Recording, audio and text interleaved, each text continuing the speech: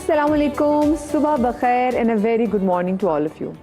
हमारे आसपास बहुत सारे ऐसे लोग हैं जो कि मसीहाई का काम कर रहे हैं, जो मसीहा का दर्जा रखते हैं, जिसमें सर फ़हरिस्त सबसे ऊपर हमारे डॉक्टर्स आते हैं। अगर हमें कोई भी बीमारी हो, हम अपने डॉक्टर्स के पास जाते हैं और जब डॉक्टर्स जो हमारा इलाज कर रहे थे और उससे कहीं ज़्यादा जब डॉक्टर्स हमसे प्यार से बात भी कर रहे थे तो ऐसा लग रहा था हमारा आधा जो मर्ज़ है ना वो तो वहीं पे ठीक हो गया है।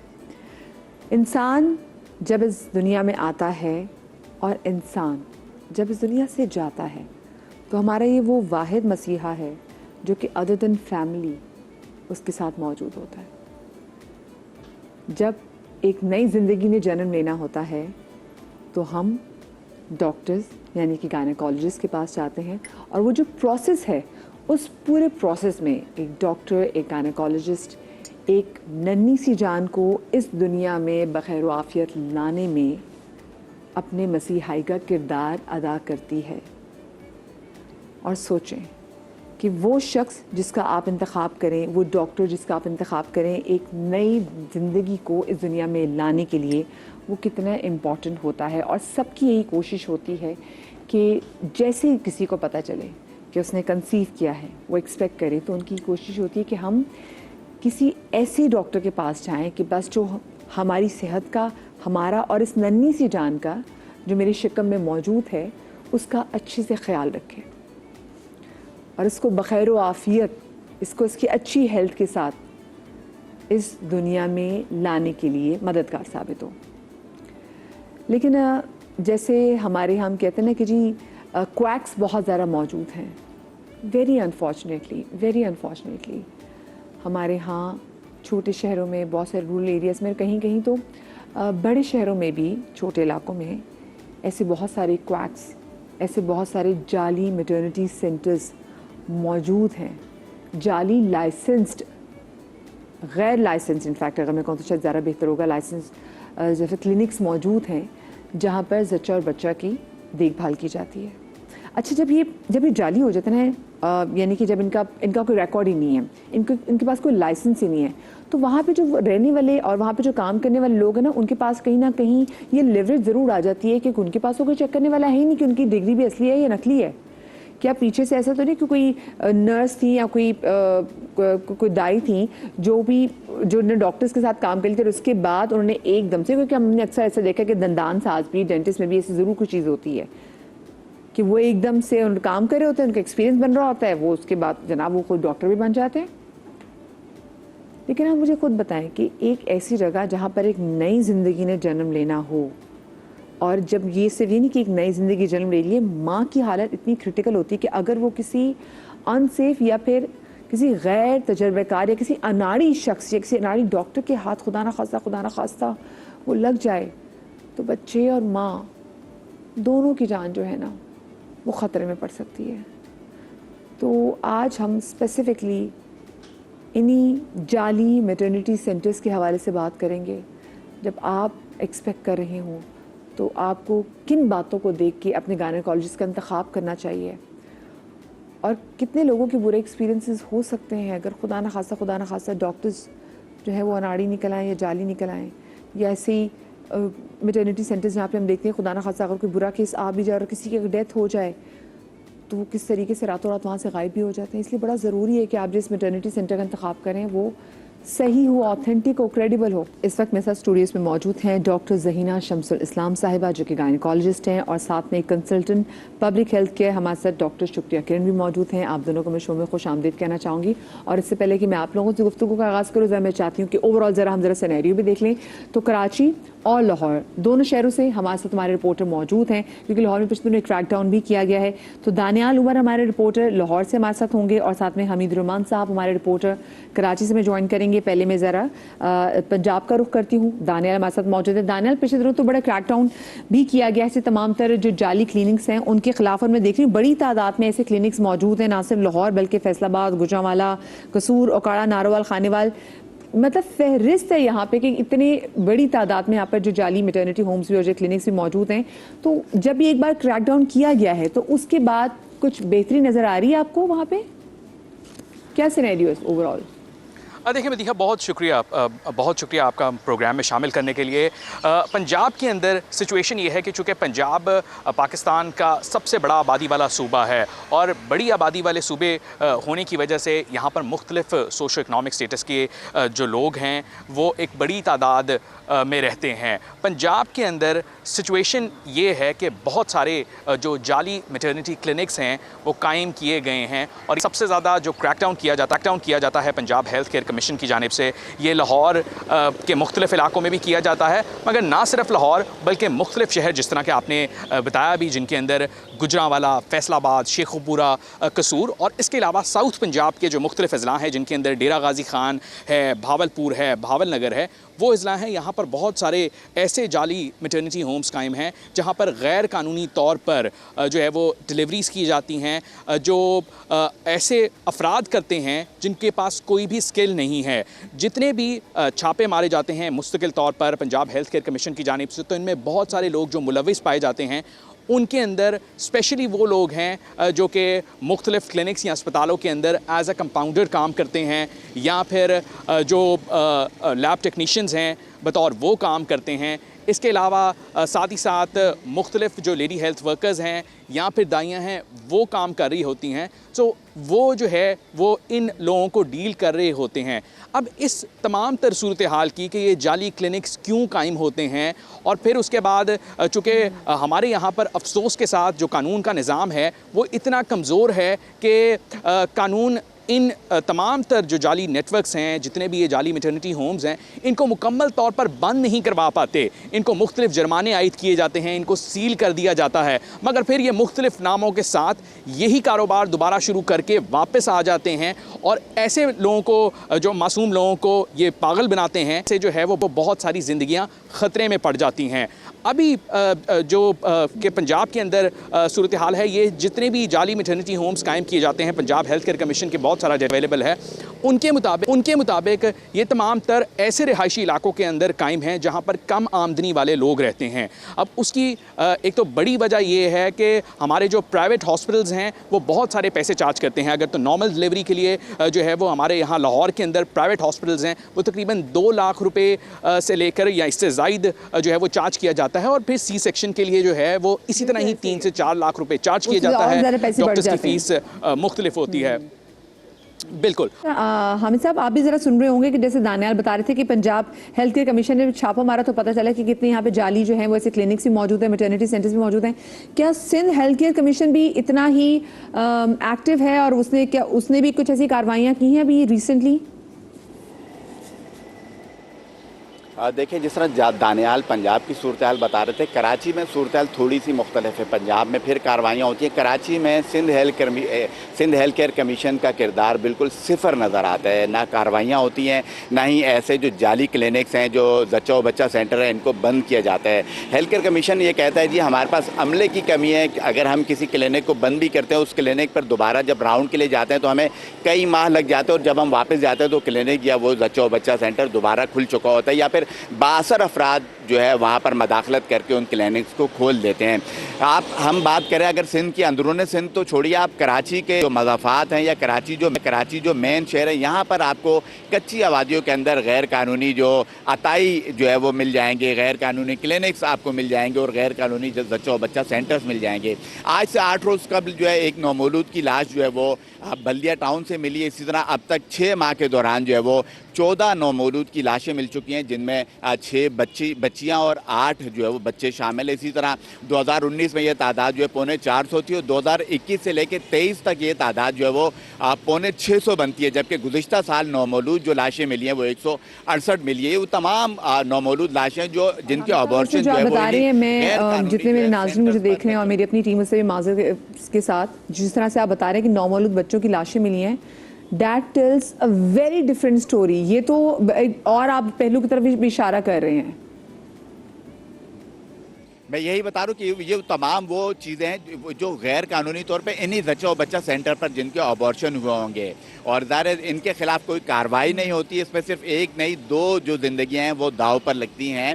तो जो बच्चा और बच्चा सेंटर है इनके हेल्थ केयर कमीशन की जानिब से हम ये देखते हैं सिंध में ऐसी कोई कार्रवाई नज़र नहीं आती, चाहे वो कराची हो, चाहे वो हैदराबाद हो, लाड़काना हो, खैरपुर हो, दादू, इस तरह के जो हमारे पास जो अंदरून सिंध के अजला दिखाई देते हैं। हेल्थ केयर कमीशन ये कहता है जी हमारे पास स्टाफ की कमी है, यहाँ पर उनको जो है सिक्योरिटी के मसाइल का सामना करना पड़ता है, जबकि कराची और जो मज़ाफ़ाती इलाके हैं यहाँ पर बड़ी तादाद में सिर्फ जो ना सिर्फ क्लिनिक्स है बल्कि बच्चों और बच्चा सेंटर्स भी जो है वो काम कर रहे हैं, जहाँ पर जो है वो गैर तरबियत याफ्ता अमला शामिल है उसमें। जैसे जो कार्रवाई भी होती है, जिसमें दरमियान से भी बाद में जानना चाहूंगी, जब एक बार क्रैकडाउन होता है, कार्रवाई होती है इनके खिलाफ, तो फिर क्या होता है? क्या इनको गिरफ्तार किया जाता है? और अगर इनको गिरफ्तार किया जाता है तो क्या फिर ये दोबारा बाहर निकल आते हैं? क्योंकि जैसे दानियाल भी बता रहे थे ना कि चले एक बार तो उन्होंने एक्शन ले लिया, लेकिन फिर किसी और नाम के साथ ये लोग दोबारा से काम शुरू कर देते हैं। इसका मतलब इनको प्रॉपर ब्लैक लिस्ट नहीं किया जाता या इनके खिलाफ एक्शन नहीं लिया जाता, या फिर कहते हैं ना कि अखबारों में भी इनके नामों के साथ ये खबरें जाएं कि जी ये जो है वो गैर लाइसेंस शुदा मेडिकल सेंटर चला रहे थे, ऐसा कुछ नहीं होता। देखिए जुर्माने होने चाहिए, जुर्माने किए भी जाते हैं, लेकिन मैं कह रहा हूँ कि कार्रवाई ही कम होती है। ये जो हेल्थ केयर कमीशन का अमला है ये राउंड ही कम करता है, इनकी निगरानी ही कम होती है। देखिए एक क्लिनिक या जो बच्चों बच्चा सेंटर है जिसको बंद किया जाना चाहिए उसको बिल्कुल सील कर दिया जाना चाहिए, उसको बिल्कुल ब्लैक लिस्ट कर देना चाहिए, लेकिन ये कि उस इलाके में चंद दिन बाद अगर आप दोबारा जाएँ तो वो क्लिनिक और बच्चों बच्चा सेंटर खोल दिए जाते हैं। और ख़ुद इसका इकरार है हेल्थ केयर कमीशन की जानिब से किया गया है। वो कहते हैं हमारे पास सिक्योरिटी नहीं है, हमारे पास अमला नहीं है कि हम इसकी मुस्तकिल निगरानी कर सकें, क्योंकि यहाँ पर बार बार जाना पड़ता है। अगर कोई क्लिनिक दोबारा खोले उनको गिरफ्तारियाँ हों, उनको जो है वो पकड़ा जाए, उनको सजाएँ हों, लेकिन ऐसा कम ही देखा गया। ऐसा बहुत ज़्यादा जो है हमने देखा कम देखा गया, ताकि जिनके खिलाफ कार्रवाई हो उनमें दोबारा इतनी हिम्मत ना हो कि वो दोबारा उस क्लिनिक को खोल सके। लेकिन हमने देखा कराची जैसे इलाके के अंदर भी जो सेंटर्स दोबारा खुलते हैं, जो पीएमए की जानिब से ये आदादोशुमार दिए गए थे कि शहर के अंदर 26,000 से ज़ायद जो है वो क्लिनिक्स और बच्चों और बच्चा सेंटर्स काम कर रहे हैं। इसका मतलब है कि वो तमाम जो है ये कराची के अंदर मौजूद हैं जिनके खिलाफ कोई कार्रवाई नहीं होती, और जो हेल्थ केयर कमीशन है वो इन तमाम अफराद या इन तमाम जो गैर कानूनी जो सेंटर्स हैं उनके खिलाफ बेबस दिखाई देते हैं। जी उनके खिलाफ एक्शन ले, बिल्कुल जो नज़र भी आ रहा है कि एक्शन लेने से कासिर है। अच्छा मुझे बताएं दानियाल, पंजाब में क्या होता है जब क्रैकडाउन होता है और उसके बाद जब एक्शन लिया जाता है, इन लोगों को जुर्माना किया जाता है, इन लोगों को गिरफ्तार किया जाता है, बिकॉज ये लोग तो लोगों की जानों के साथ खेल रहे हैं। बच्चा सेंटर्स में तो औरत की हेल्थ भी इन्वॉल्व है और जो आने वाली ज़िंदगी उसकी भी जो है वो ज़िंदगी वो कॉम्प्रोमाइज़ होने का खतरा होता है। तो वहाँ पर क्या होता है, वहाँ पर क्या पाबंदियाँ लगाई जाती हैं? का एक एक्ट बना हुआ है, उसके मुताबिक जितने भी ये अताई क्लिनिक्स हैं, जाली मैटरनिटी होम्स हैं, इनको सील कर दिया जाता है और सील करने के बाद जो है वो मुख्तलिफ जुर्माने आयद किए जाते हैं। ऐसे लोग जो रन कर रहे होते हैं उन पर FIR दर्ज की जाती है। अनफॉर्चुनेट ये है कि बहुत सारे जो जाली क्लिनिक्स पंजाब के अंदर मैटरनिटी होम्स पाए गए हैं जहां पर एक असल मुस्तनिद डॉक्टर का PMDC का लाइसेंस यूज किया जाता है, और वो लाइसेंस यूज करते हुए वो डॉक्टर साहब जो है वो पैसे वसूल कर रहे होते हैं, और फिर उसके बाद जो इस तरह के अताई हैं वो उस क्लिनिक को रन कर रहे होते हैं। साथ ही साथ इस तमाम तर सूरत हाल के अंदर एक और बड़ा इशू जो आ रहा है वो ये है कि हमारी पॉपुलेशन जो है वो इंक्रीज कर रही है, और लोगों के अंदर जो अवेयरनेस है पॉपुलेशन से मुतालिक वो नहीं है। हमारे यहाँ चूंकि पाकिस्तान के अंदर ज्यादा लोग कम आमदनी वाले हैं, कम आमदनी वाले जो लोग हैं उनमें अनफॉर्चुनेटली जो बच्चे पैदा करने की तादाद है वो ज्यादा है, और जिस वजह से जो है वो जब प्रेगनेंसी होती है तो वो रुक करते हैं इन जाली क्लिनिक्स का, जो कि ये श्योर करते हैं कि हम आपको कम पैसों के अंदर आपकी डिलीवरी भी हो जाएगी और उसके बाद जो है वो आपका बच्चा भी जो है वो इस तमाम तर सूरत हाल में सेव हो जाएगा। मगर बड़ा अनफॉर्चुनेट ये है कि इसी ज़चगी के दौरान जो है वो बहुत सारी माओं की अमवात जो है वो रिपोर्ट होती है पंजाब के अंदर। साथ ही साथ बहुत सारे जो नियोनेटल्स हैं, नौमौलूद बच्चे हैं, उनकी अमवात रिपोर्ट होती हैं। और जिस तरह हामिद रहमान साहब ने बताया, पंजाब के अंदर भी सूरत हाल ये है कि इसी तरह के जो जाली मैटरनिटी क्लिनिक्स हैं वो यूज हो रहे हैं इलीगल अबॉर्शन के लिए, जिसकी वजह से जो है वो दायरा ये बहुत सारे काम कर रहे होते हैं। शायद जो है वो बहुत सारी जगहों के ऊपर रिपोर्ट होता भी है और बेशतर जगहों पे नहीं भी होता कि जो अमला होता है हेल्थ डिपार्टमेंट का या मुख्तलिफ जो छापा मारने वाले कार्रवाइयाँ करने वाले हैं वो साथ भी मिल जाते हैं, जिसकी वजह से शायद ये कम आमदनी वाले जो रिहायशी इलाके हैं उनके अंदर अब भी काम कर रहे हैं, मुख्तलिफ नामों के साथ आ जाते हैं काम करने के लिए, बहुत सारी जगहों पे नाम भी यूज नहीं किए जाते, वर्ड ऑफ माउथ से ही तमाम तर सूरत हाल जो है वो डील हो रही होती है। तो ये एक जो तमाम तर सिचुएशन है, इसके अंदर एक गैप पाया जाता है कि अगर तो पॉपुलेशन अवेयरनेस के ऊपर भी साथ ही साथ बात की जाए, लोगों को आगाही फराहम किए जाए कि बच्चों में गैप देना कितना जरूरी है, और क्या आपकी आमदनी ये इजाजत देती है कि आप इतने बच्चे अगर पैदा कर रहे हैं तो उनको संभाल भी सकते हैं। तो ये इतनी सारी जो मेरे ख्याल से दानियल, ये तो हमें पॉपुलेशन कंट्रोल तो मैं सबसे वेरी अनफॉर्चुनेटली मैं देख रही होती है जब पॉलिटिकल पार्टीज भी जब आती है अपनी इलेक्शन कैंपेन करती है, तो पॉपुलेशन कंट्रोल का जो मंशूर है वो किसी में नजर आता है। इनफैक्ट मुझे तो मैंने तो देखा नहीं कि किसी की पहले 10 प्रायोरिटीज में या तो क्लाइमेट चेंज या पॉपुलेशन कंट्रोल, इन दोनों पर नजरसानी नहीं की जाती। बहुत शुक्रिया जी। दानियल हमारे नुमाइंदे लाहौर से हमारे साथ मौजूद थे और हामिद रहमान हमारे नुमाइंदे मौजूद थे। मेरे साथ मेरे स्टूडियोज में मेरे गायनेकोलॉजिस्ट डॉक्टर्स मौजूद हैं। मैं उनसे गुफ्तगू भी करूंगी कि कितना खतरनाक हो सकता है कि आप किसी भी ऐसे जाली लाइसेंस याफ्ता गैर लाइसेंस याफ्ता क्लिनिक का अगर इंतखाब करें तो माँ और बच्चे के लिए कितना खौफनाक है। लेकिन छोटी सी ब्रेक के बाद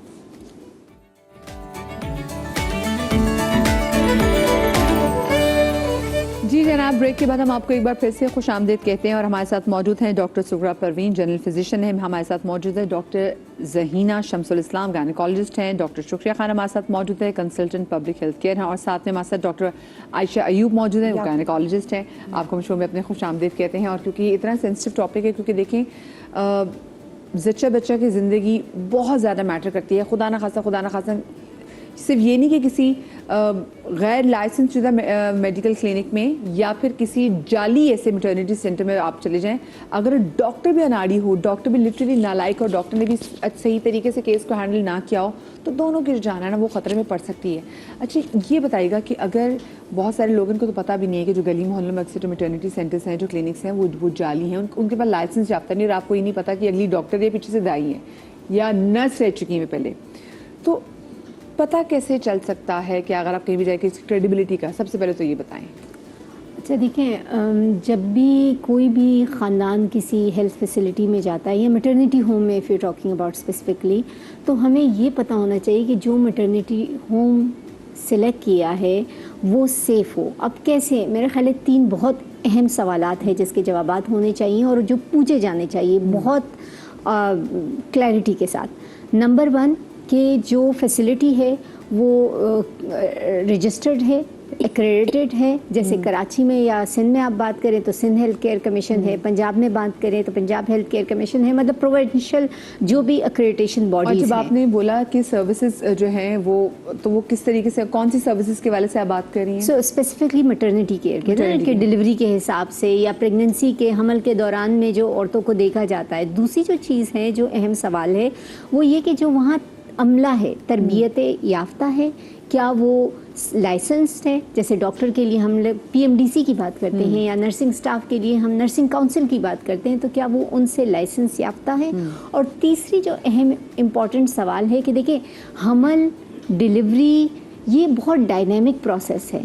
औरतों को प्रेगनेंसी में कुछ प्रेगनेंसी रिलेटेड डिसऑर्डर्स हो सकते हैं। जी, थ्रू आउट बिकॉज़ 9 मंथ बहुत एग्जैक्टली। फिर उसके अलावा ड्यूरिंग लेबर, सही, अगर आप बात करें, पाकिस्तान वो मुल्क है जहाँ पे औरतों की शरह अमवात डिलीवरी हमल की पेचीदगियों से one of the highest in the world है। इसी तरह नौमौलूद बात है। यस, और इसी तरह अगर हम नौमौलूद की बात करें तो हमारे पास one of the highest rate of के बच्चे की पैदाइश के बाद अमवात की शरह है। सो यू नो, तीसरा और जो सबसे अहम सवाल ये है कि इन केस ऑफ कोई भी पेचीदगी हो जाए, उनका रेफरल सिस्टम क्या है?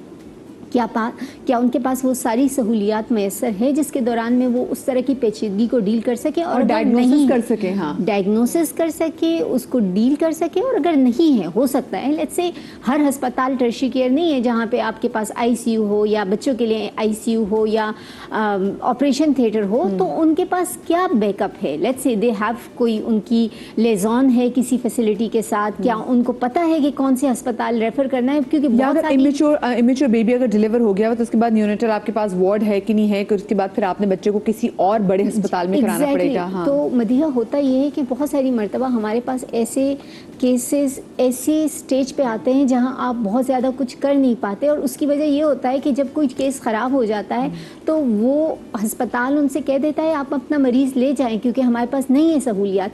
ये मरीज़ की जिम्मेदारी नहीं है, ये उस अस्पताल की जिम्मेदारी हो कि उनके पास रेफरल पाथवे मौजूद हो, उनको क्लियर कम्युनिकेशन हो, हॉस्पिटल टू हॉस्पिटल कम्युनिकेशन होना चाहिए, बजाय आप मरीज से कहेंगे जाएं अपना मरीज ले जाएं और फिर वो एक के बाद दूसरे और दूसरे के बाद तीसरे और तीसरे के बाद चौथे अस्पताल घूमते रहें, जहां ऑन द वे ट्रांसफ़र के दौरान में औरतें या बच्चे की मौत हो सकती है। बिल्कुल ऐसे ही है, बिल्कुल आपने सही बात की। और जैसे इन्होंने बात की कि ये ज़रूर देखना है कि जी हाँ कि आपके पास क्या रेफरल पाथवे क्या है, क्योंकि अक्सर जगहों पे ऐसा भी होता है कि जब बच्चा पैदा होता है तो उसके तो शुरू के चंद सेकंड्स एंड मिनट्स बहुत ज़्यादा इंपॉर्टेंट होते हैं। खुदा ना खासा अगर कोई कॉम्प्लिकेशन हो जाए तो बच्चा तो वहीं पे वो दम तोड़ जाएगा और इतनी नन्ही सी जान है। डॉक्टर साहब आप क्या समझती हैं कि कैसे पता चलाया जा सकता है, क्योंकि ऑफ कोर्स सिर्फ ये नहीं कि आप एंड टाइम में डिलीवरी के टाइम पे जा रहे हैं, अब खवातीन पहले से अपना चेकअप कराना शुरू कर देती हैं, तीसरा चौथा महीने से वो क्लिनिक में जाना शुरू कर देती हैं। कुछ तो ऐसे पॉइंट्स होती होंगी, कुछ ना कुछ ऐसी अलार्मिंग चीज़ होती होंगी जिसपे वो कहते हैं ना कान खड़े हो जाने चाहिए कि मुझे कोई मसला लग रहा है, यहाँ पे डॉक्टर साहब के साथ कोई मसला लग रहा है मुझे। देखिए उसमें पहली बार डॉक्टर रीना ने बहुत अच्छा पॉइंट आउट किया कि क्रेडेंशियल्स हैं, क्वालिफाइड डॉक्टर्स हैं, नहीं हैं, लेकिन पहली बात यह है कि हम थर्ड वर्ल्ड कंट्री के गरीब लोग हैं। हमारे पास जब एक औरत प्रेग्नेंट होती है तो उसको तो बस डिलीवरी करानी है, वो कैसे इस चीज़ का पता करेगी कि ये हॉस्पिटल रिकॉग्नाइज्ड है, डॉक्टर काबिल है। उससे तो जो भी अच्छे तरीके से बात करेगा, उसको सिंपैथी देगा, मोहब्बत देगा, उसके हिसाब में तो वही काबिल है। और डॉक्टर साहब एक और चीज़ भी है कि उसके हाथ में नहीं बहुत सारी जगहों पे कि वो खुद इंतखाब कर सके उसको किस गायनेकोलॉजिस्ट के पास जाना है। तो जहाँ घर में उसकी सास, क्योंकि अक्सर सास कहती है हाँ भी फलाने की सुने तो उसने फलाने ने बच्चे डिलीवर कराए थे, बिल्कुल तो वही बेहतर है, मेरा भी बच्चा डिलीवर कराया और हमने तो घर में ही 4-4 बच्चे पैदा कर लिए। जी। तो देखिए मैं भी एक बहुत अभी भी बिल्कुल मैं एक बहुत ही densely populated government sector hospital में काम करती हूँ। वहाँ पे हमारी 50% डिलीवरीज घर में ही होती हैं उनकी। तो हम लोगों ने एज अ गवर्नमेंट ये क्या ये बाय चॉइस वो घर में होती है या वो पहुंच नहीं पाते या फिर नहीं बाय चॉइस होती है, बाय चॉइस होती है और वो कोई मदद भी नहीं मांगते वो उनके जी बिल्कुल। जैसे बाहर तो हम नर्स को घर पे बुला सकते हैं, डॉक्टर्स आप ही घर आ सकते हैं, अगर आपने घर में आ सकती हैं। तो हमने इस एरिया को लेते हुए उन एरियाज़ को हमने आइडेंटिफाई किया है और हम लोगों ने सोशल मोबिलाइजर्स को मूव कराया उन इलाकों में और कम्युनिटी मिडवाइफ का कॉन्सेप्ट सिंध में शुरू किया है। अब क्योंकि देखें डॉक्टर्स के लेवल पे जो एक प्राइमरी पास प्रेग्नेंट औरत है वो डॉक्टर जो हाईली क्वालिफाइड है डॉक्टर उसके लेवल पे जाके बात नहीं कर सकता, उसको नहीं समझा सकता।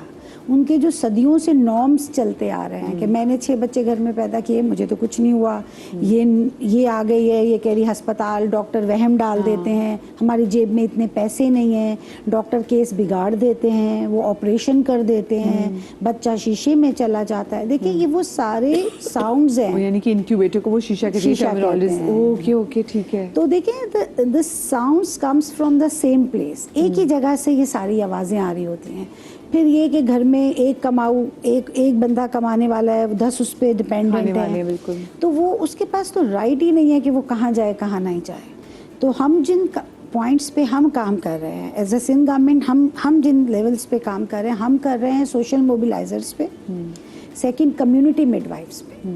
कम्युनिटी मिडवाइफ्स चूँकि पेशेंट के लेवल पे आके उससे बात करती है, उससे पूछती है कि आपने पहले 2 बच्चे घर में क्यों पैदा किए और अब हमारे पास क्यों आए हैं। फिर हम उसको पोस्टपार्टम इमीडिएटली कॉन्ट्रासेप्शन एडवाइस करते हैं ताकि बच्चों में जैसे दिस इज़ द पॉइंट। और हम उसको कहते हैं हमें जो फीलिंग आई है कि लोग टर्मिनेशन ऑफ प्रेगनेंसी से इतना नहीं घबराते जितने कॉन्ट्रासेप्शन से घबराते हैं। कहते हैं इससे कैंसर हो जाएगा, जहर फैल जाएगा, औरत नकारा हो जाएगी। These are the social stigmas, myths है। हमने इनको वॉश आउट कर रहे हैं, हम इनको ब्लीच से धो रहे हैं। तो वो स्लो प्रोसेस है लेकिन हम बहुत पुरुमीद हैं। क्योंकि जैसे डॉक्टर साहब ये बात को स्टेट करें ना कि अगर हम पॉपुलेशन कंट्रोल के वाले से बात करें, वहाँ पे बहुत सारे लोग, हमारे अपने बड़े बुजुर्ग हमें फ़ौरन खामोश कराने के लिए आ जाते हैं, लेकिन हमें ये भी तो देखना है ना कि हमारे अपने मुल्क में वसाइल कितने हैं, और वसाइल को देखते हुए फिर हमने देखना है कि जितनी पॉपुलेशन हो ऐसा ना हो कि लोगों का हक मारा जाए। तो यहाँ पे पॉपुलेशन को कंट्रोल करना बहुत ज़्यादा इंपॉर्टेंट है। आप देखें ना जो हमारे हमसाया मुल्क हैं वो तो खैर दो इंडिया उसकी तो बात करें, लेकिन बांग्लादेश ने भी बड़ा काम किया है बिल्कुल किया है। पॉपुलेशन, उनके क्लेरिक्स बहुत ज़्यादा इन्वॉल्व हुए हैं उसमें पॉपुलेशन कंट्रोल में। अच्छा, आप मुझे बताएं कितना ये खौफनाक हो सकता है किसी औरत के लिए कि अगर वो किसी ऐसे गैर लाइसेंस शुदा या फिर जाली मैटरनिटी होम्स के हत्या चढ़ जाएगा तो? देखें, इन्होंने बहुत अच्छी जैसे एक बात की, जो हम बात करते हैं कि लोगों को उस जगह का पता हो, एक्रेडिटेशंस का पता हो, जी वो जगह लाइसेंस्ड है नहीं है, लेकिन जो जगहें ऐसी नहीं हैं वहाँ पे बहुत सिवियर कॉम्प्लिकेशन के चांसेस होते हैं, जिसमें सबसे बड़ा तो हमारे पास आ जाता है सेप्सिस का इन्फेक्शन। जानलेवा साबित होता है। बिल्कुल, स्टेरिलाइजेशन एक इतनी इम्पॉर्टेंट चीज़ है कि अगर आपके इंस्ट्रूमेंट्स ही ठीक नहीं हैं तो वहाँ पे आपने एक बहुत स्ट्राइक अपवर्ड प्रोजेक्शन में आपका ग्राफ पे जाता है कि जी उसमें चांसेस, फिर परफोरेशन के चांसेस बहुत ज़्यादा हैं। अगर आपकी वो स्किल्ड नहीं है जो आपका करने वाला हेल्थ केयर प्रोफेशनल है तो वो परफोरेशंस भी कर सकता है। और इसके अलावा जो पोस्ट ऑफ केयर की जो हम बात करते हैं, you will be amused to know, हमारे यहाँ जो पाकिस्तान में वैसे तो 178 के करीब है हमारा आउट ऑफ 100,000 फीमेल्स जो मैटरनल मोर्टेलिटी जिनकी हो जाती है पोस्ट अबॉर्शन केयर ना की वजह से, और नहीं इसमें से 10% जो पोस्ट अबॉर्शन केयर ना की वजह से होती है। और अगर हम स्पेसिफिकली सिंध की बात करें तो उसमें 200+ है पर 100,000 फीमेल्स जो इंतकाल कर जाती हैं जी पोस्ट अबॉर्शन या post delivery care, postmortem care जिनको सही ना मिले। अच्छा, इन्होंने जैसे एक और चीज़ बहुत अच्छी बात की कॉन्ट्रासेप्टिव्स की। हमारे यहाँ जो हमारी आबादी है इस वक्त 241.7 मिलियन आई बिलीव है, और वो और अभी मर्दमशुमारी में तो पता चलेगा, मुझे लगता है 2023 का सेंसस है, 2023 के सेंसस की मैं आपको बता रही हूँ, जिसमें इन लोगों ने ये प्रेडिक्ट किया है कि जी हर 27 इयर्स पे हमारी पॉपुलेशन डबल हो रही है, which is a very big number. Annually हम 2.5% बढ़ रहे हैं, which is another big number.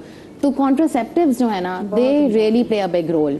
हमारे इस वक्त करंट जो ग्रोथ रेट है जो बच्चे पैदा हो रहे हैं एनुअली, उसमें 46% आर अनइंटेंडेड प्रेगनेंसीज। ओके, यानी कि जो बिल्कुल आपकी प्लान्ड नहीं होती प्रेगनेंसीज हैं। मतलब आप सोचें आधा तकरीबन आपका नंबर वो लोग हैं जो नहीं चाहते थे इस वक्त बच्चा होना, लेकिन वो हो गया। अब उसको कुछ लोग होंगे जो डिलीवर की तरफ जाते हैं और कुछ लोग होते हैं जो पोस्ट अबॉर्शन या अबॉर्शन की तरफ जाते हैं। एक और बात इनकी मुझे बहुत आपको अच्छी लगी सुन के, जो इन्होंने मोबिलाइजर्स की बात की। मुझे लगता है task shifting plays a very big role when it comes to such things. जो जैसे इन्होंने बात कही कि घर घर जाके बात करती हैं, बाजी का एक कॉन्सेप्ट है हमारी कम्युनिटी में, और वो बाजी को समझती हैं कि ये जो है ना, सही बात ये हमारी की है, इनको सब पता है हेल्थ केयर का। यानी कि क्या ये बाजी वो जो मिडवाइफ जो किरदार वेस्ट में अदा करती इसमें LHWs लेडी हेल्थ वर्कर्स हैं, उससे भी लो। अच्छा, पोलियो पिलाने वाले जो हैं, जी ये मोबिलाइज जो घरों में जाती हैं, लेडी हेल्थ विजिटर्स हैं, FWWs हैं, FWCs हैं, ये आपकी कम्युनिटी में ऐसे रूट्स की तरह मौजूद हैं, and they are very important and integral part अगर आप कोई शिफ्ट चाहते हैं तो, क्योंकि वो बाजी 24 घंटे फोन पे भी अक्सर मौजूद होती है उन बाजी के साथ। आपका इलाके की तकरीबन 100 पे एक बाजी है, मेरे ख्याल से 100 घर पे एक बाजी है, और वो उन पे उनसे अपनी। अच्छा, वैसे ये नंबर घर ज्यादा नहीं है यहाँ पे? अगर नहीं, हमने आइडेंटिफाई किया है, हम लोगों ने अपने जहाँ हम काम कर रहे हैं हमने आइडेंटिफाई किया है कि अगर हर 100 घर पे कोई एक बाजी तो है जिनको अस्पताल लेके जाती है, जो जिना लेके जाती है, तो वो why not come to us, हम उनको ट्रेन करेंगे कि कब आपने हमारे पास लेके आ जाना। इसका मतलब बाजी को तो 24/7 उसको अवेलेबल होती है। अच्छा, ठीक है। और पाकिस्तान में जो हमारा लेडी हेल्थ वर्कर प्रोग्राम है, it's one of its kind, मतलब इंटरनेशनली लेकिन काम नहीं कर रहा था ना। थोड़ा करता है, मैंने बड़ा क्लोजली इनके साथ काम किया है। आपको यही करने, देखिए हमारे पास ना, हम कहें कि हम लोगों में अवेयरनेस पैदा करें और उनको पता हो कि ये मैटरनिटी होम सेफ है, ये वाला, और दूसरी तरफ आप कहें कि आपका सिंध हेल्थ केयर कमीशन लग जाए, which is not possible because they are short of staff, उनके पास रिसोर्सेज नहीं है या वो कमिटेड नहीं है, ये सारी चीज़ें। आपको ये बीच का overlap, because this is the missing gap ना, आपको यहीं पे, बिकॉज कम्युनिटी को एंगेज करना है आपने, और आपने ऊपर और नीचे में एक कनेक्शन डेवलप करना तो है। ये वो जो बाजी बेसिकली जो है ये वो हमने ढहा बिल्कुल वो फिर इसलिए कि वो जो गैप है ना उसको जी। ब्रिज कर सके। डॉक्टर साहब आप कितना वो खतरा महसूस करती हैं कि जब हम देखते हैं बहुत सारे गली मोहल्लों में जो मेडिकल क्लिनिक्स बन चुके हैं और सबसे ज़्यादा खौफनाक चीज़ जहाँ पे हम देखते हैं कि जी जच्चा बच्चा जो सेंटर्स मौजूद हैं, क्योंकि वहाँ पर बहुत से लोग इसलिए बैठे हैं, उनका एक्सपीरियंस है, और फिर कहीं कहीं ऐसे लोगों का ऐसा एक्सपीरियंस भी है कि हम उसको मात देने में बड़ा मुश्किल होता है। आप उससे कोई भी सवाल कर लें वो आपसे ऐसे जवाब देंगे जैसे उनसे ज़रा बेहतर कोई जानते नहीं, तो आप वो हो जाते हैं ना, परेशान हो जाते हैं कि ये पता नहीं ये सही डॉक्टर होंगे और वो डॉक्टर नहीं होते। सबसे पहले मदिया तो बहुत बहुत शुक्रिया मुझे यहाँ बुलाने का और इतने अच्छे अच्छे लोगों के साथ बात करने का। मैं समझती हूँ कि आप सब लोग जितना जच्चा बच्चा पे मतलब एम्फोसिस कर रहे हैं उससे कहीं ज़्यादा ख़तरनाक और चीज़ें हैं। सबसे पहले तो देखिए, जैसे डॉक्टर साहब ने बात की कि उनका सर्टिफिकेट लगा हो, उनको पता हो कि ये अथोराइज्ड है कि नहीं। अब अगले बंदे को पढ़ना आएगा तो वो ये देखेगा। सबसे जो इम्पोर्टेंट चीज़ है दैट इज डॉक्टर साहब कि हमने कहाँ से जाके वो चेक करवाना है। अनएजुकेशन एंड इलिटरेसी जो है, फिर उसके बाद पॉवर्टी, ये ऐसी चीजें हैं जो आपको मौका ही नहीं देते। और यहाँ पर आ जाती है बीच में बाजी कि वो बाजी से पूछेंगे कि जी हमें किस डॉक्टर के पास जाना, और मोस्ट ऑफ द टाइम वो बाजी आपकी वो नहीं होती जिसको आपने ट्रेन किया होता है। वो तो एक दाई होती है, एक आया होती है, समटाइम्स एक नर्सिंग स्टूडेंट होता है। मैं एज अ सर्जन आपसे बात करूं कि जी मुझे सिखाया गया कि जी दूध is a very good thing, ठीक है। अब आपको आके मरीज कहेगा कि डॉक्टर साहब दूध पियेंगे तो टाकों में पस पड़ जाएगा, ठीक है। अच्छा, अब डॉक्टर साहब हम इसको कंटिन्यू करेंगे, बड़ी इंटरेस्टिंग बात चली, लेकिन ब्रेक आ गई है। बहुत खूबसूरत बात है, यहीं से कंटिन्यू करेंगे, छोटी सी ब्रेक के बाद हाजिर होते, कहीं मत जाइएगा।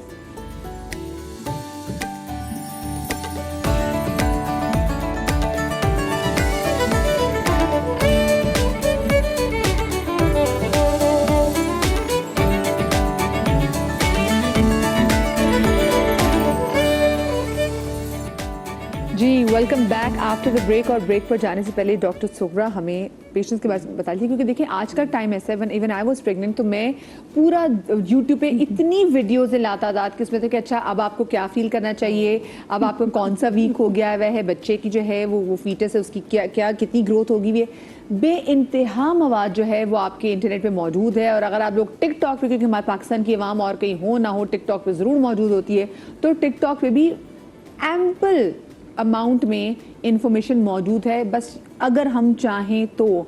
और डॉक्टर साहब बता रही थी कि पेशेंट्स अक्सर ये भी कहते हैं कि जी अगर दूध पिएंगे तो हमारी जो टाँकों में पस पड़ जाएगी। तो जैसे शुरू में जब बंदा जवान होता है कहता है कि नहीं मैंने जो है ना टैबू को ख़त्म करना है, तो मैं अपना फ़र्ज समझती थी कि हर मरीज़ को बोलूँ कि भाई देखिए जब बच्चा पैदा होता है सबसे पहले ज़ख्म उस पर नाक का होता है, और उसको पहला जो पहली ग़िज़ा जो मिलती है दैट इज़ माँ का दूध। तो अगर बस पढ़ना, और फिर जब वो वापस पेशेंट को मैं बड़ा मेहनत करती थी आगे। मैंने जब उनको बोला कि देखिए आपका देखिए बस तो बिल्कुल भी नहीं पड़ा, हालांकि आपने दूध पिया, तो मुझे इतने मज़े से मरीज जवाब देता था, लेकिन डॉक्टर साहब फिर भी मैंने एहतियातन दूध नहीं पिया फिर भी मैंने एहतियातन दूध नहीं पिया। चले ठीक है। अच्छा, फिर मैंने आखिर मैंने कहा आप लोगों को ये बातें बताता कौन है, तो वहाँ पर भी फिर बाजी का भी रोल आता है। और जो हमारे डिस्चार्ज के टाइम पे जो डिस्चार्ज कार्ड हॉस्पिटल से मरीज को दिया जा रहा होता है ना, वो कौन होती है, आया होती है, जो गाड़ी तक पहुंचाने जाएगी उसको 200 रुपये 500 रुपये खर्ची मिलेगी। वो जो एहतियात बताती है मरीज वो याद करता है। डॉक्टर साहब आपको कुछ चीज ना मालशी वाला करनी तो मुझे मेरा नंबर ले लीजिए, ये मेरा नंबर ले लीजिए। और फिर वो जो है ना वो ये कहती है कि डॉक्टर साहब दूध से परहेज करना और पता नहीं क्या क्या। अच्छा, जब हमसे पूछा जाता है कि जी डॉक्टर साहब क्या क्या चीज़ परहेज है, तो हमारी मेरी एल्डर एक कुलीग थी, शायद उनका तजुर्बा था जो मेरा भी अभी कभी कभी दिल करता है कि भाई डॉक्टर के दिमाग के अलावा सब कुछ खाओ। तो वो फिर पूछेंगे अच्छा केला खाओ, अच्छा भाई केला खाओ, अच्छा ये बताइए अनानास खाओ, तो हर चीज़ का। लेकिन तो जो अभी बात हो रही थी ना कि अनाड़ी डॉक्टर, देखिए अनाड़ी भी डॉक्टर हो उसकी ट्रेनिंग होती है, सिंपैथी पे भी एम्पैथी पे भी, वो ज़रूर उसको भेजेगा। लेकिन बात है कि मरीज़ पहुँचे उस डॉक्टर के पास ना, तो मरीज़ पहुँचता नहीं है। मरीज़ को कोई अवेयरनेस नहीं है। मैं बाय चांस अभी जब आपका प्रोग्राम हो रहा था तो अभी मैं ठट्टा में एक सिंपोजिया कर रही हूँ ओरल कैंसर पे, क्योंकि वहाँ पर पान गुटखा मावा बहुत ज़्यादा, जिसकी वजह से हमारे पास ओरल कैंसर की बहुत ज़्यादा, और उसमें अल्हम्दुलिल्लाह हमारे पास जो है वो हायर एजुकेशन कमीशन के जो मेरे चीफ गेस्ट जो है वो उनके चेयरमैन है प्रोफेसर तारुक रफ़ी, और आपकी पब्लिक हेल्थ की जो है madam Lubna speaker in this programme. तो बात है कि देखिए हम एक दूसरे को तो कर लेते हैं, मुझे भी पता चल गया, आपको भी पता चल गया, लेकिन लोगों को कैसे पता चले, तो उन लोगों के लिए सोशल मोबिलाइजर्स बड़े इम्पॉर्टेंट है, और पब्लिक अवेयरनेस प्रोग्राम्स जो हैं वो बड़े इम्पॉर्टेंट है कि उनको पता चले कि सबसे पहले हम जब तक अपने मुल्क में पॉवर्टी, इलिटरेसी, ये चीज़ें जो अभी एनजीओज की बात हो रही थी, अब देखिए एक एनजीओ आपको कंट्रासेप्शन पे पैसे देती है, एक एनजीओ आप बच्चा पैदा करने पे पैसे देती है। कैन यू इमेजिन, हमारे पास I am working in interior, तो वहाँ पर आके मरीज कहते हैं कि डॉक्टर साहब मैंने बच्चा बंद कराने का ऑपरेशन कर लिया था, अब आप बड़ी डॉक्टर हैं, मेरा ऑपरेशन करके बच्चे का रास्ता खोल दें। भाई क्यों खोल दें? फला ने बच्चा पैदा किया और उसको इतने 1000 रुपए मिले, और मेरा मियाँ तो मुझे मार रहा है कि तुमने जो ये ऑपरेशन करके अपना सत्यानाश कर दिया। This is a pure fact which I am telling you, बिल्कुल this is a pure fact. So you see हमारे पास बड़ी जगह है जहाँ पर हमें इन लोगों को टीच एंड ट्रेन करना होता है। अब अगर ओरल कैंसर की बात करूँ, वहाँ पर भी गायनी का रोल क्यों आता है कि जो औरत प्रॉब्लम के साथ जब आ जाती है हॉस्पिटल में डिलीवरी के टाइम पे, तो जब उसका हीमोग्लोबिन चेक किया जाए तो जनाब हीमोग्लोबिन आप कराची में तो 6 मिलेगा, इंटीरियर में 3-4। अब इस पे आपको पास इतना खून कहाँ से आए, ब्लड मिले कहाँ से? अच्छा, जो डोनर होगा उसका अपना हीमोग्लोबिन इतना कम होगा, क्योंकि वो तो गुटखा पान मावा खाते रहते, उनको पता ही नहीं चलता कि क्या है क्या नहीं। तो हमारे पास बड़ा रूम है इन सब चीज़ों को टीच एंड ट्रेन करने का। बात बताएं, ये मुझे समझाएं। चलिए ठीक है, ये मुझे समझ में आती है कि अगर कॉन्ट्रासेप्टिव जो है उसके लिए अगर पैसे दिए जाते हैं, क्योंकि हमारा पॉपुलेशन का इशू है, बच्चा पैदा करने पे जो पैसे दिए जा रहे हैं, क्या वो इसलिए दिए जा रहे हैं कि ताकि किसी अनाड़ी के हाथों ना बच्चे लगे, किसी दाई के हाथों ना सेफ डिलीवरीज हो, क्या उसकी वजह से देखिए ये जब आई एम प्रीटी श्योर कि जिस एनजीओ का ये कॉन्सेप्ट होगा वो ये होगा कि जो बच्चा दुनिया में आ रहा है उसको एक अच्छी खुराक मिले, उसकी माँ को एक अच्छी खुराक मिले, ताकि जो मैटरनल चाइल्ड मोर्टेलिटी है यानी उनकी डेथ रेशियो वो कम हो। आई एम प्रीटी श्योर उनका इंटेंशन होगा, लेकिन हम उसको अलग रास्ते पे लेके जा रहे हैं ना कि जी पैसे मिलेंगे अब हमें पैदा करना। So that's pretty. फिर दूसरी जो आप मैं जो आई एम सॉरी, मैं अगर क्योंकि मैं थोड़ा सा मैटरनल एंड चाइल्ड हेल्थ से हट के बात कर रही हूँ because I am a surgeon. तो अब यहाँ पर हमारे पास, मेरे पास अगर ऑफिस में कोई मेरा पी है या मेरे वार्ड में कोई ड्रेसर है, अगर आप उससे पूछें कि आप शाम पे क्या करते हो, मेरा कारोबार है, ये लफ्ज़ आप हैरान होंगी, मेरा कारोबार है, शाम में मैं अपना कारोबार करता हूँ। फिर मुझे क्यूरियोसिटी भी, मैंने कहा ABC जो भी नाम मैं नहीं लेना चाहूँगी, क्या कारोबार करते हो? तो पता चला मैं क्लिनिक करता हूँ। अब आप सोचें कि जो यहाँ का जो ड्रेसर जो पी है वो, क्योंकि वो हम जो चीज़ लिख रहे होते हैं, जो रिपोर्टें लिख रहे होते हैं। अब आप मेरी जानने वाली है, मेरे पास आई, मैंने कहा कि मिस्टर ए प्लीज़ इसको लेके जाओ, जाके अल्ट्रासाउंड कराओ। जी जी मिस्टर ए प्लीज़ इसको लेके जाओ, उसका ये ब्लड टेस्ट करा। अब उसने वो चीज़ें याद कर ली वो शाम को, और फिर वो अपने एरिया में बड़ा डॉक्टर बन के कहेगा अब मैं आपके फ्री टेस्ट कराऊंगा, कल अस्पताल तुम फला जगह पे आ जाना, मेरा ऑफिस है। And you see they attack you know they, उनको वो पूरी तरह से एक प्रोटोकॉल देते हैं और उसके पैसे मिलते हैं उनको शाम में, और यहाँ से उनको प्रोटोकॉल होता है कि जी बड़ी अस्पताल में मेरे टेस्ट हो गए, ये हो गया, और फिर वो ये इतना मतलब। अच्छा, फिर यहाँ पर बात खत्म नहीं होती। वो आपने कहा टॉपिक सेट की बात करें, डॉक्टर साहब आप टॉपिक की बात ही करिए, क्योंकि हम जो ये बात करें ना कि ये जाली क्लिनिक्स है, गैर लाइसेंस्ड क्लिनिक्स है और जाली मैटरनिटी सेंटर्स जो हैं, ये ऐसे ही है कि जो साथ जो अगर कोई हेड नर्स है, कोई बड़ी नर्स है जो साथ में लगी है, वो सीख के आगे काम कर रही है। फिर उसके बाद में और ज्यादा तकलीफ था, आपको बात बताऊँ, मैं सर्जन हूँ और मेरा 32 साल का एक्सपीरियंस है। मैं एक लेप्रोस्कोपिक सर्जरी कर रही हूँ या ABC कोई सर्जरी कर रही हूँ, अल्हम्दुलिल्लाह I am not a technician dependent surgeon, ठीक है। अब हमारे पास सबसे बड़ा अलमिया क्या है, मैंने आज फेलोशिप की, कल मैंने बड़ा केस ले लिया, कोई मसले की बात नहीं है। मैंने जो है किसी टेक्नीशियन को पैसे दिए, मैंने अपनी जेब में डाले 50,000, उसमें से मैंने 5,000 दे दिए किसी टेक्नीशियन को, वो आपको आके ऑपरेशन करके दे देंगे। You see, you can not imagine this fever is involving the whole country और होल सिटी। आप हैरान हो जाएंगी कि सर्जन जो है उसको कुछ अल्लाह न करे कुछ ना है, लेकिन जो कुछ भी उनका एक देखिए एक्सपीरियंस मेक्स मैन परफेक्ट। आपका खाली डिग्री होना जो है इट्स नॉट मतलब कि आपके पास हाथ में डिग्री आ जाए और आप सब कुछ कर तो यहाँ पर हम बदकिस्मती है कि यहाँ पर मैं ज़रूर डॉक्टर्स को, अपने सर्जन्स को या अपनी गायनेकोलॉजिस्ट को, कि कितनी गायनेकोलॉजिस्ट है जो अगर पेट से चीरा दे के यूट्रस निकालना है, ये मैं उर्दू में इसलिए बात की ताकि लोग समझ आए। बिल्कुल सही बात है कि वो तो जनाब गायनेकोलॉजिस्ट ने कर ली। And I am very sorry with all the gynaecologist even who are listening. दूसरा एक यूट्रस को निकालने का तरीका क्या होता है कि जब वो नीचे से बाहर आता है तो उसको हम कहते हैं कि जी जैसे बच्चा पैदा होता है उसी रास्ते से, तो माँ को कोई तकलीफ नहीं होती। वो करना सबको अगर नहीं आता कोई मसले की बात नहीं है। एक बाबा जी है जो कितने सालों से करवा रहे, तो वो उनको बुलाया जाएगा और वो आपके कर देगा ये ऑपरेशन। फिर अब जब लेप्रोस्कोपिक अप्रोच आ गई है तो मुझे नहीं आती, कोई मसले की बात नहीं है, मैंने मिस्टर फलां फलां को बुला लिया और आके करा लिया। तो यहाँ पर even this is dangerous than the quack and हकीम एंड एनीथिंग, जो कि मतलब क्योंकि देखिए हम जब सर्जरी कर रहे होते हैं तो surgery experience skills along with knowledge बहुत जरूरी है। देखिए और आपने जैसे बात की भी, मैं पिछले दिनों मैंने एक ड्रामा शुरू किया तो उसमें वो कि वो एक लड़की वो गायनेकोलॉजिस्ट है लेकिन उसने कुछ प्रैक्टिस नहीं की 10 साल से। तो उन्होंने कहा कैसे लोग तुम्हारे पास आएंगे, तुमने तो प्रैक्टिस ही नहीं की। तो चाहे वो यहाँ पे तालीम याफ्ता है, वो डिग्री होल्डर है, लेकिन एग्जैक्टली वो कह रहे हैं बात होने की ना कि practice makes a man perfect. तो आपको ये भी देखना है कि अगले का एक्सपीरियंस कितना है। समहाउ ये जो क्वैक्स हैं ये अपने डॉक्टर्स के साथ रह रहे कि वो एक्सपीरियंस को गेन करके फिर आगे इसको कहना कि इम्प्लीमेंट करें। बट ऑफकोर्स वो ना वो तालीम याफ्ता है और ना वो डिग्री होल्डर है, खुदा ना खासा को टेक्निकलिटी आ गई वहाँ वो फंस जाते हैं। मुझे डॉक्टर साहब ये बताएं कि आपके पास जब केसेस आते हैं और कभी कोई बिगड़ा हुआ केस है तो आपको पता चल जाता है कि ये जो मेरी पेशेंट है ये किसी ऐसे ही किसी क्वैक के पास गई थी या किसी जाली जचा बचा सेंटर चली गई थी, पता चल जाता है?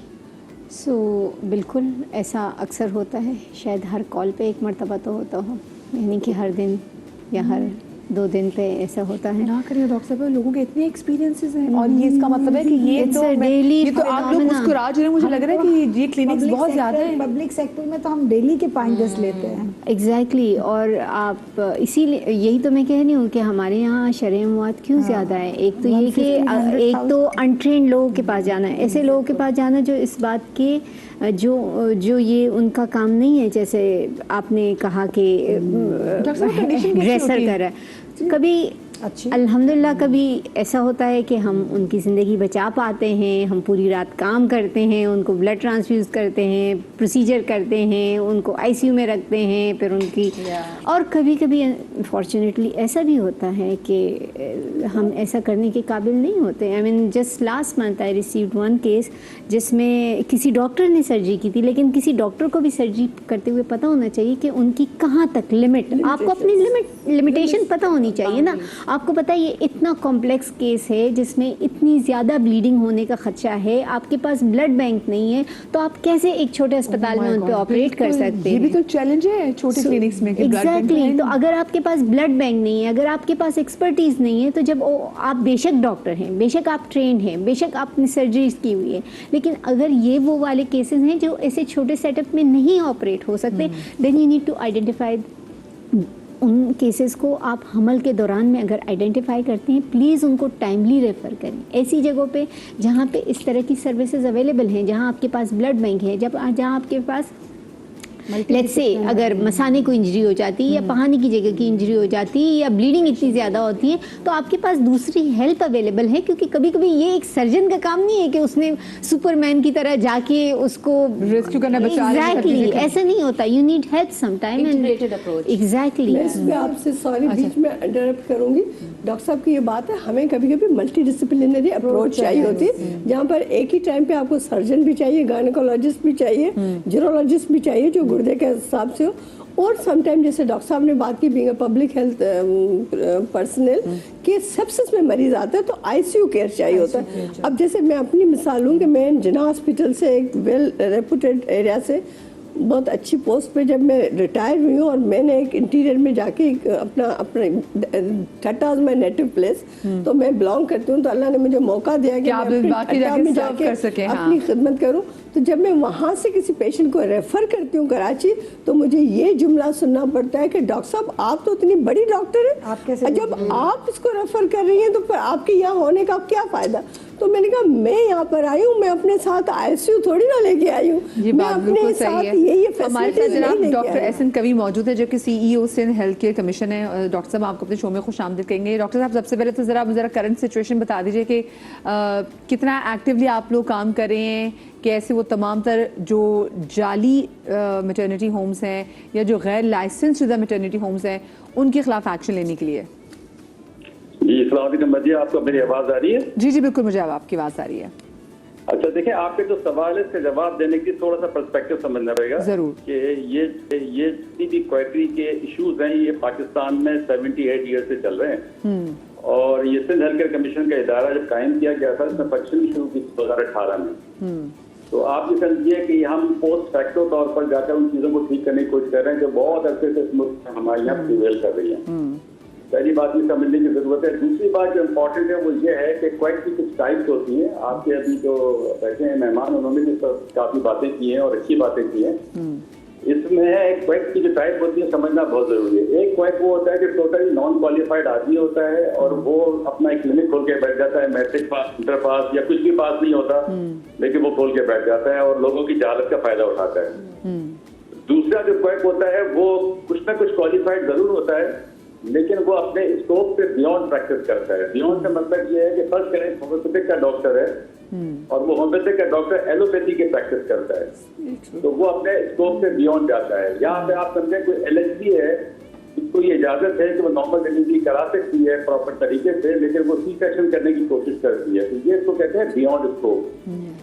अच्छा, जो तीसरी बहुत इंपॉर्टेंट चीज जिसका डॉक्टर साहब ने जिक्र किया था वो ये है कि आप रेंट सीकिंग करते हैं। रेंट सीकिंग दो किस्म की होती है। एक रेंट सीकिंग होती है जिसमें एक क्वाइट किसी डॉक्टर को हायर कर लेता है, उसके सर्टिफिकेट को लगा लेता है और उसकी आड़ में ये काम करता है। जब हम उस पर छापा मारने जाते हैं तो वो डॉक्टर साहब को जल्दी से बुलवा लेता है घर से कि डॉक्टर साहब बैठे हैं सामने। एक रेंट सीकिंग होती है कि डॉक्टर साहब खुद एक क्वाइट को हायर कर लेते हैं और खुद अपने कहीं और काम कर रहे होते हैं, क्वाइट उनकी जगह क्लिनिक चला रहा होता है।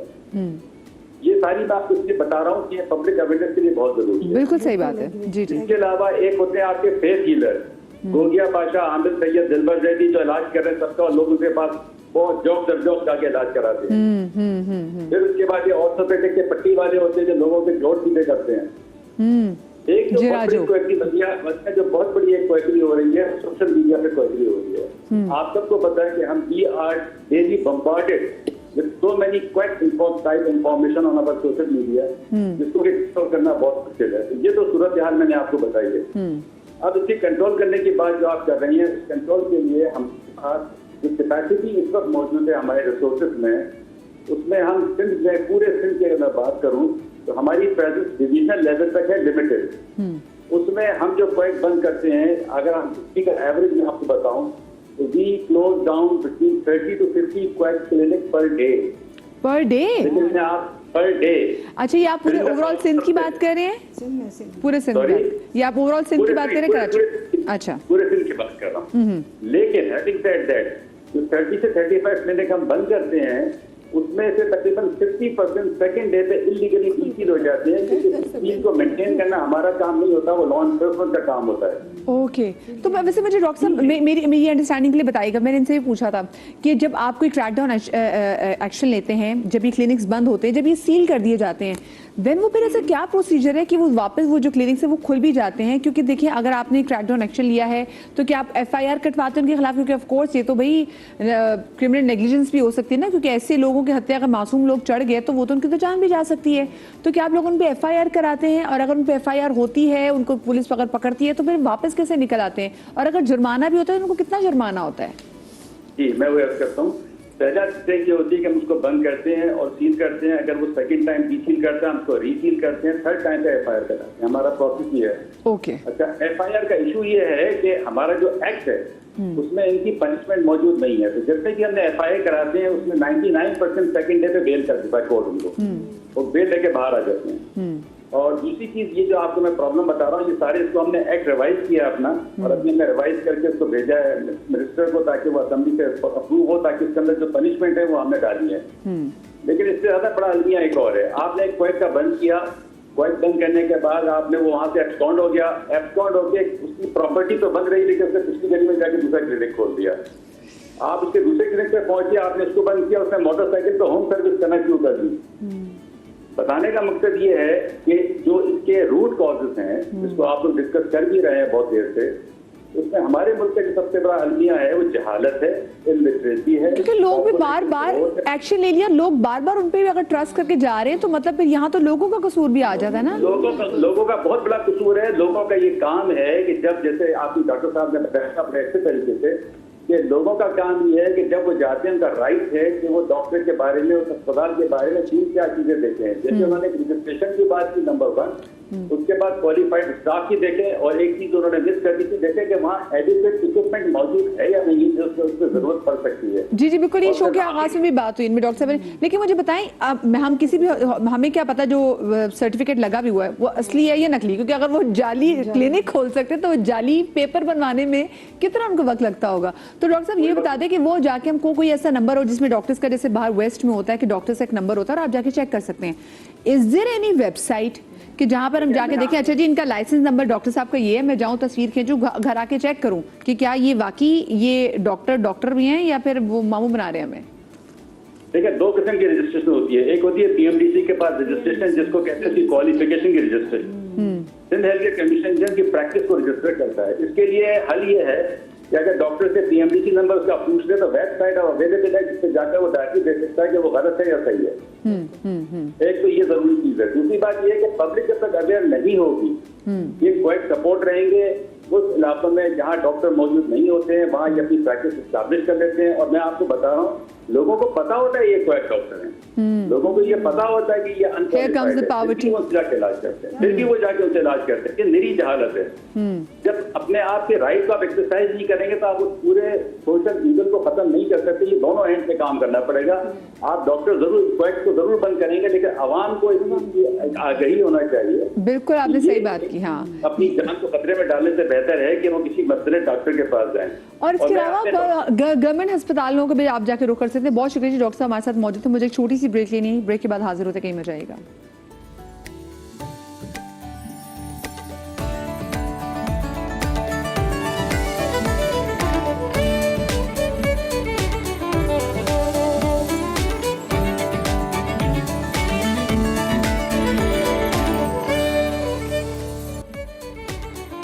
Welcome back after the break. वो तमाम तर लोग जो कि पैसे बचाने के लिए उनको लग रहा होता है कि जी हम किसी बड़े अस्पताल का रुख नहीं कर सकते, किसी गवर्नमेंट अस्पताल का भी रुख नहीं कर सकते, और वो किसी पे छोटे, जिनको लग रहा होता है कि गली मोहल्ले के हमारे क्लिनिक से ही काम कर रहे हैं।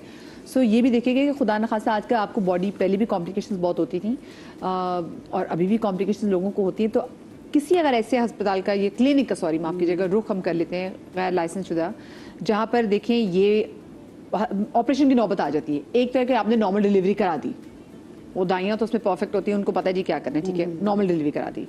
लेकिन जहाँ पर अगर ऑपरेशन की नौबत आ जाए डॉक्टर साहिबा, और वहाँ उनके पास प्रॉपर इक्विपमेंट्स पे, जैसे स्टेरिलाइज इक्विपमेंट्स, क्योंकि जैसे सेप्सिस का भी खौफ होता है, वो मौजूद नहीं है। देन उसके बाद ऑपरेशन है, तो अगर आपके पास एनेस्थेटिशियन जो है वो सही ना हो तो कितना बड़ा जान को खतरा लाहक हो सकता है। देखिए, जो भी नॉर्मल डिलीवरी है, कहीं ना कहीं जाके वो एंड अप सीजर पे तो हो सकती है। बिल्कुल हो सकती कोई है। बच्चा कॉम्प्रोमाइज हो रहा है, मदर कॉम्प्रोमाइज हो रही है। लेकिन देखिए, अब और खवातीन इवन के ड्यूरिंग डिलीवरी, नॉर्मल डिलीवरी इतनी प्रॉब्लम्स होती हैं कि उसके बाद उनको फौरन कोई एक्सप्लोर करना पड़ता है, करना या पड़ता कोई है। ऐसा टीयर आ जाए कि हमें बेहोशी की जरूरत पड़ सकती है। तो देखिए, इस तरह के जो क्लिनिक काम कर रहे हैं ना, इनके पास बैकअप होता है। इनके पास कोई बेहोशी का डॉक्टर भी आ जा रहा होता है, वो आ जाता है, उस वक्त केस संभल जाता है।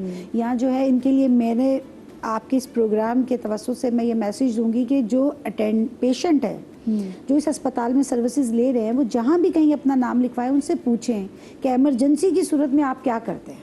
ये वो सवाल ज़रूर पूछें कि देखिए कि अगर हमारा बच्चा नॉर्मल नहीं होगा तो डॉक्टर साहब क्या आप हमें किसी और अस्पताल भेजेंगी, या दूसरा सवाल ये पूछें कि अगर ऑपरेशन की नौबत पड़ती है तो आपके पास क्या ऐसे डॉक्टर्स हैं जो बेहोशी दे सकते हैं या ऑपरेशन कर सकते हैं।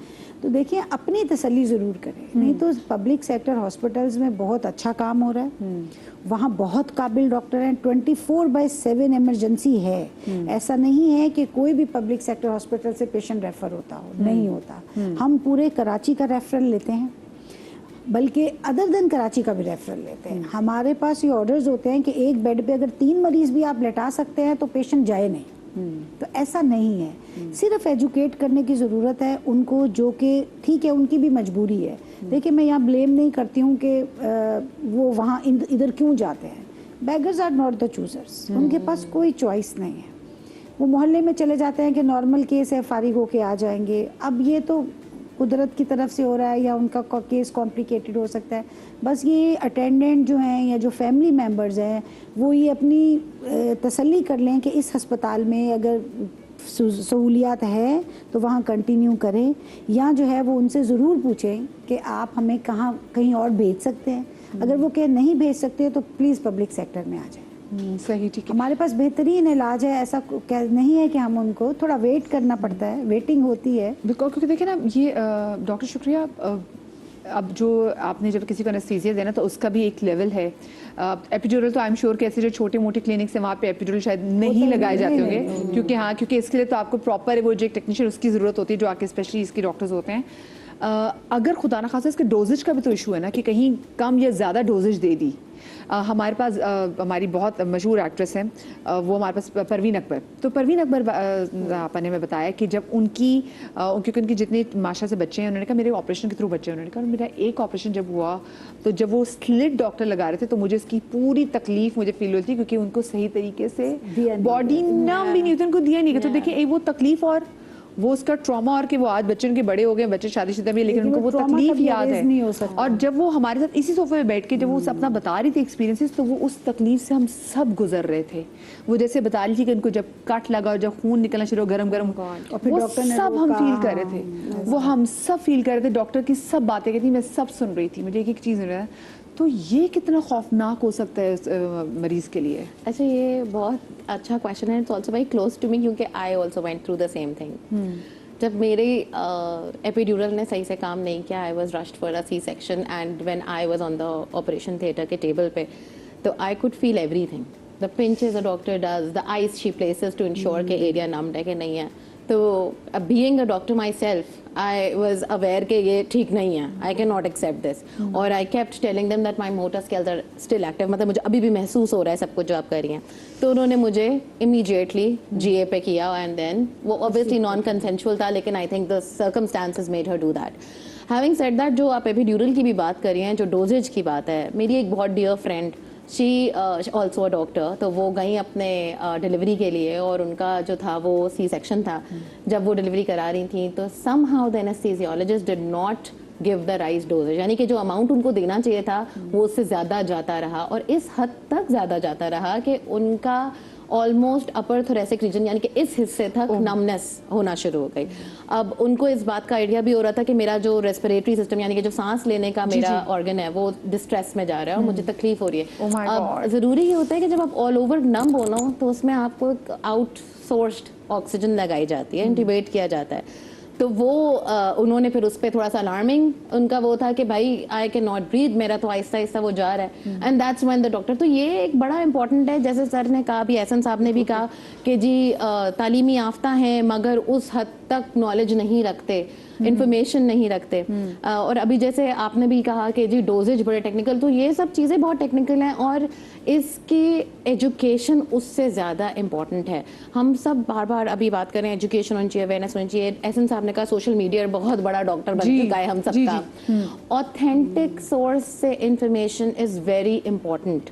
एंड सिर्फ ये नहीं कि ऑथेंटिक सोर्स से इंफॉर्मेशन हो, सेंसिटिव लैंग्वेज हो। देखें आप, मैं इंग्लिश समझते हैं, डॉक्टर साहबा ने बड़ी अच्छी बात की कि हर कोई इंग्लिश नहीं जानता। आपने कहा मैं प्रेग्नेंट थी, मैं वीडियोस देखती थी यूट्यूब पे, वो भी आई एम श्योर इंग्लिश होती होंगी, लेकिन उर्दू, बलोची, पश्तून, सिंधी, जो लोकल लैंग्वेज है हम सबकी, अगर उसमें इंफॉर्मेशन नहीं जाएगी तो कैसे उनको पता चलेगा। और मुझे लगता है जो इतने बड़े बड़े अदारे हैं, SHCC, PHCC, आगा खान, इन सबकी ये जिम्मेदारी है कि वो अच्छी इंफॉर्मेशन सेंसिटिव लैंग्वेज में, उर्दू में, सिंधी में अपने अपने सोशल मीडियाज पे डालें। देखिए उनको नहीं पता कि इन्फॉर्मेशन कहाँ से उठानी है। ये टिकटॉक ही है जो बात है ना, जो हम कहते हैं कि जी इसको इस्तेमाल करें, मोबाइल फोन घर में आ चुका है, मोबाइल फोन अब हर घर में है, टिकटॉक हर कोई देख रहा है। एक बात ये है, देखिए कभी कभी क्या होता है कि लिटिल नॉलेज इज डेंजरस। तो एक तो आपने जो है सोर्स की बात की, और दूसरी फिर वो उसको किस तरह से लेता है। जैसे अगर फॉर एग्जांपल मेरे पास एक पेशेंट आए और कहे कि डॉक्टर साहब बवासीर का ऑपरेशन हुआ और पखाना कंट्रोल करने की सलाहियत खत्म हो जाए, तो क्या ये आपका, अब उसने कहाँ पर पढ़ा, अब हमारे पास उसका क्या इंसिडेंस है, तो फिर वो पूछते हैं कि जी ऑपरेशन कैसे आप करेंगे फला, क्योंकि उसने थोड़ा बहुत देखा हुआ है। डॉक्टर साहब ये जो AI आ गया तो बहुत सारे लोग अब शिकायत कर रहे हैं। मेरे पास जो हर्बलिस्ट आते हैं वो कहते हैं भाई कि हमारी AI के थ्रू नकली वीडियोस हैं, क्योंकि अब बहुत सारे लोग अब इतनी आपने मजे की आपको बात लग रही होगी, आप देखते हैं कि इंस्टाग्राम पे कोई नई चीज कैंपेन शुरू होती है तो हर बंदा आज कर रहा है ना कि वो जो सूल लिटरली ऊपर चढ़ के सबसे दुनिया की बिल्डिंग के सबसे ऊपर चढ़ के सब अपनी चीजों की जो है तशहीर कर रहे हैं, तो सबने AI के थ्रू अपनी भी अब तस्वीरें वहां पे लगा दी हैं। इतना आसान हो गया है कि आप AI के थ्रू आप अपनी चीजें बेच सकते हैं, अपनी क्रीम बेच रहे हैं, अपने शैम्पू बेच रहे हैं, अपने मस्कारा बेच रहे हैं, अपने कपड़े बेच रहे हैं, और यही वो खौफनाक टाइम है कि आप AI को, हाँ जी, और ये इतना खौफनाक टाइम है क्योंकि देखिए अब ये जो क्वैक्स यहाँ पर मौजूद हैं वो भी AI का इस्तेमाल लेंगे। क्या पता वो बैठ के अब ChatGPT से पूछे कि अच्छा जी मेरा जो है वो पेशेंट का उसका ये मसला हो गया तो आगे मैं क्या करूं। उनकी सोशल स्टेटस गेटअप उनसे ज्यादा अच्छा होता है। डॉक्टर तो बेचारा जो है क्योंकि उसको एफर्ट करनी पड़ी होती है ना, वो थिएटर से निकलता है, जूता भी टूटा हुआ थिएटर का ही पहन के निकल आता है, तो जो उसका असिस्टेंट या क्वाइक होता है वो सूटेड बूटेड होके वो ज्यादा पर्सनैलिटी वाइज स्ट्रॉन्ग लग रहा है। आपके लिए आपका काम बोल रहा था, उनकी पर्सनैलिटी बोल रही थी कि हमें डॉक्टर लगना है, आपको डॉक्टर का काम करना है तो लगने में तो फर्क तो होता है। अच्छा वैसे मेरा कहने का मकसद ये भी था कि जैसे अभी हमने जो सारी बात की, अब जैसे डॉक्टर कैसे चूज करना है ये बात यहीं तक रह जाएगी ना। गायनक जो हमारी डॉक्टर साहिबा ने बताई ये बात, वो अगर जैसे आगा खान भी वो 3 बातें, देखिए एक्स्ट्रा इन्फॉर्मेशन की बात नहीं हो रही कि बवासीर का कैसे, वो एक बहुत एक अपर लेवल की बात हो रही है, लेकिन बेसिक इन्फॉर्मेशन आपके पास क्या ऑप्शंस मौजूद हैं, आप क्या देख सकते हैं, बिल्कुल बेसिक इन्फॉर्मेशन जो एक बच्चे या इंसान को नहीं पता होता। मैं ये भी जानना चाहूंगी, फर्ज कीजिए मुझे अगर पता चल जाता है कि फलाने किसी मोहल्ले में एक ऐसा क्लिनिक मौजूद है जो कि जच्चा बच्चा डील कर रहा है, और वहाँ का जो स्टाफ है एक तो वो लाइसेंस, ये नासिरी के लाइसेंस शुदा है, वो अनाड़ी है, और वो जो क्वैक्स हैं, क्या कोई ऐसी हेल्पलाइन है, कोई ऐसा इदारा जहाँ पे मैं रिपोर्ट कर सकूँ कि भाई ये जो है ये नकली डॉक्टर है, जाली डॉक्टर है ये? उसका तरीके 2 हैं। एक तो सिंध हेल्थ केयर कमीशन जो है, आप वहाँ कंप्लेन कर सकते हैं, उसको टेकअप भी करते हैं, मगर जैसे डॉक्टर एहसन ने कहा कि वो कितने इफेक्टिव हैं, वही वाला जो है बंदा पिछली गली में खोल रहा है।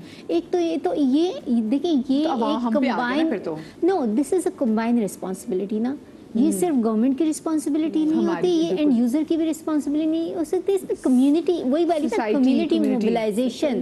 दुनिया में जहाँ जहाँ भी ये जो चीज़ें होती है ना, जब तक आप कम्युनिटी को नहीं इन्वॉल्व करेंगे, लेट्स से कोरंगी में, लेट्स से आप कहें कि मैं गुलशन इकबाल की बात करती हूँ, और हमें पता है कि कराची के 2 बड़े अस्पताल जो प्राइवेट हॉस्पिटल है वो साइड बाय साइड है, so like you know, are we catering to the rest of the city or not? Are we available to all?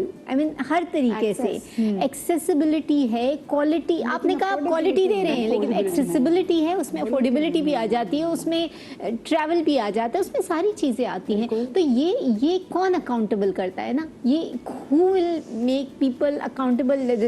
Government कैसे accountable है, organization कैसे accountable है, जब तक आप community में engagement और वहाँ आपका literacy का। So I believe कि education is the cornerstone of, if you want to elevate, आप community को elevate करना चाहते हैं, आप उसको नहीं replace कर सकते। मुझे लगता है जो हमारी community को elevate करने के लिए जो सबसे बड़ा हमारा community center है वो हमारी मसाजिद हैं। सो इतना ज़रूरी है कि हम अपने मसाजिद से, अपने जो मेंबर हैं उनके प्लेटफॉर्म से लोगों को एजुकेट करें, क्योंकि ये ज़रूरी बहुत है ना, क्योंकि अगर अदरवाइज देखा जाए तो हमारा कम्युनिटी सेंटर तो नहीं, बहुत सारी सोसाइटी में होंगे छोटे मोटे तो ख़वातीन खुद कर लें, लेकिन अदरवाइज अगर देखा जाए कम्युनिटी सेंटर तो नहीं है। आप बिल्कुल सही कह रही हैं मदीहा, बिकॉज मैं जो जैसे डॉक्टर शुक्रिया, I am also into public health, right, I am doing it currently and that's what I was thinking कि देखिए जहाँ आपकी आवाज़ आप मुस्तकिल बोले जा रहे हैं लेकिन ये कहीं सुनाई नहीं दे रही ना, तो आप कैसे फिर अब क्या ऐसे करें जो आउट ऑफ द बॉक्स हो, मे बी लाइक हमें अप्रोच करना चाहिए मदरसे को। आप ये समझ लें कि जो मेरा शो है ना ये आपका कम्युनिटी सेंटर है, आपके कोई मसले मसाइल हो आप जब भी हमें कॉल करते हैं आपको पता है कि हम चाहे वो लीगली हो चाहे मेडिकली हो सोशली हो हम कोशिश करते हैं उसको एड्रेस करें। तो समझे कि अगर आपको कोई कम्युनिटी सेंटर नहीं मिलता मैं हूँ आपके साथ यहाँ पे, ये आपके कम्युनिटी सेंटर है। अपना ख्याल रखिएगा, सबका बहुत शुक्रिया। शादरी आबादरी, जिंदगी तो कल मुलाकात होगी। अल्लाह हाफिज़।